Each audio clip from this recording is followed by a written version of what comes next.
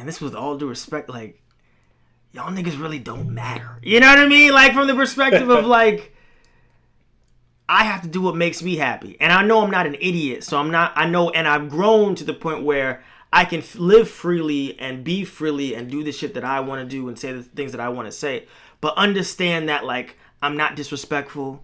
I don't try to impede on anybody else's, like, space, like free space and shit like that, on their rights.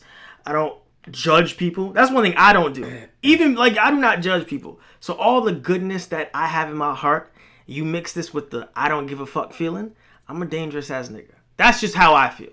That's the conclusion I've come to. You know what I mean? So from that perspective, that's where I'm at with it. And back then, I pretended like I was like that.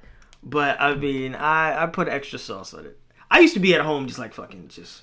My mind used to race, bro. My mind used to race.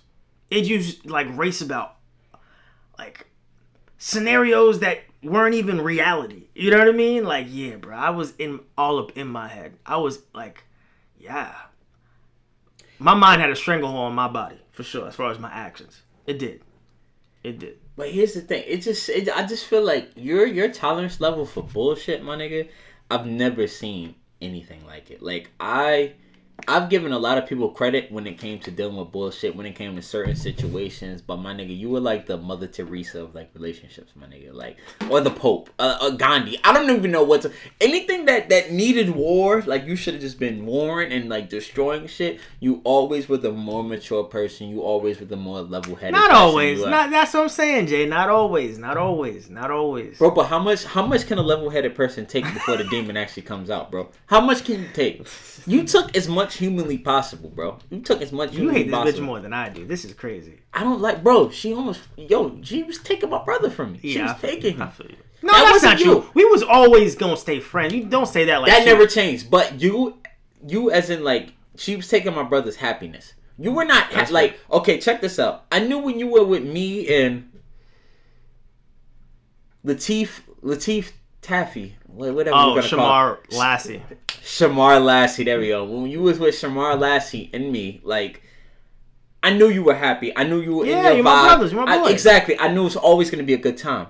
But once you left, and you were by yourself, and she was a part of your happiness, I did not know where it was going to go, bro. Yeah, no, I feel you. It was a toxic relationship. It was the definition of a toxic ass situation. Honestly, I have yet to see something as toxic, bro. Like, I can't even lie to you, I was in movie form. Dog!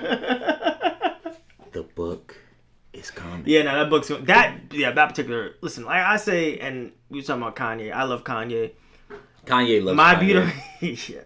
My Beautiful Dark Twisted Fantasy is my favorite album in any genre. That was my beautiful dark twisted year. For real. Like, I'm not gonna undermine that. Like, that was some straight out of a movie type shit. I don't even think directors in Hollywood could have scripted that type of shit. But, I mean, it made me a better person. So, shout out to who shall not be named. You gets no shout out over here. You gets no shout out from me, demon. Be gone. Be gone. Alright.